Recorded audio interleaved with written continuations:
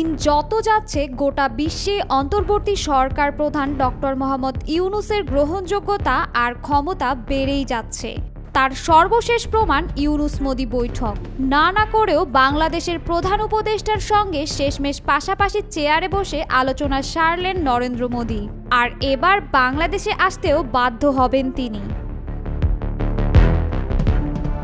বিমস্টেকের নতুন চেয়ারম্যান হিসেবে দায়িত্ব পেয়েছেন বাংলাদেশের সরকার প্রধান। নিয়ম অনুযায়ী আগামী বছর এপ্রিলেই হবার কথা রয়েছে বিমস্টেকের পরবর্তী সম্মেলন, আর সেটা হবে বাংলাদেশে। তখন বাংলাদেশে আসতে বাধ্য হবেন নরেন্দ্র মোদি। দেশ পরিচালনায় সেই সময় ডক্টর ইউনূস থাকুক কিংবা নির্বাচিত কোনো সরকার, মোদিকে আসতেই হবে হাসিনাবিহীন বাংলাদেশে। আন্তর্জাতিক মহলে ডক্টর ইউনূসের গ্রহণযোগ্যতা অনেক আগে থেকেই দেখেছে গোটা বিশ্ব। এরপর বাংলাদেশের দায়িত্ব পাওয়ায় এবং নেওয়ায় মাইক্রো ক্রেডিট ম্যানের ক্ষমতা আরও অনেক বেড়েছে। সম্প্রতি দক্ষিণ এশিয়ায় দিন দিন শক্ত অবস্থান তৈরি হচ্ছে বাংলাদেশের প্রধান উপদেষ্টার। গত ৮ বছরে রোহিঙ্গা সমস্যার কোনো সমাধান করতে পারেননি কেউই, অথচ মাত্র ৮ মাসেই রোহিঙ্গা ইস্যু নিয়ে সমাধানের পথে এক পা দিয়েই সফলতা এনেছেন ডক্টর ইউনূস। চীন পাকিস্তানের সাথে কূটনৈতিক সম্পর্ক বিস্তারের পাশাপাশি এবার বিমস্টেকের সভাপতি হিসেবে দায়িত্ব গ্রহণ করে অনন্য উচ্চতায় পৌঁছে গেলেন ডক্টর ইউনূস।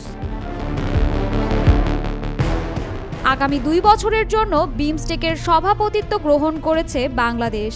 বাংলাদেশের দায়িত্বে যতদিন থাকবেন ততদিন এই দায়িত্ব পালন করবেন ডক্টর ইউনূস। বাণিজ্য ও মুক্ত বাণিজ্য অঞ্চল প্রতিষ্ঠা, যোগাযোগ মহাপরিকল্পনা বাস্তবায়ন, জ্বালানি সহযোগিতা, প্রতিরক্ষা ও মানব নিরাপত্তা ব্যবস্থার উন্নয়ন, দারিদ্র্য দূরীকরণ, মানব সম্পদ উন্নয়ন, কৃষি, সংস্কৃতি, পর্যটনের বিকাশ এবং প্রাকৃতিক দুর্যোগ ও অতিমারি মোকাবেলায় প্রস্তুতি প্রভৃতি বিষয়ে আলোচনা হয়েছে এবারের সম্মেলনে। বিমস্টেকের সভাপতির দায়িত্ব ডক্টর ইউনূসের গ্রহণযোগ্যতা ও অবস্থানকে আরও মজবুত করেছে বলে মন্তব্য করেছেন বিশ্লেষকরা। দক্ষিণ এশিয়ার একচ্ছত্র আধিপত্য বিস্তারে ভারতের নরেন্দ্র মোদিও এবার বড় ধরনের ধাক্কা খেতে পারেন বলে মনে করছেন কূটনীতি বিশ্লেষকরা। কেউ কেউ বলছেন সামনে জাপান সফরে যাওয়ার সম্ভাবনা রয়েছে ডক্টর ইউনূসের।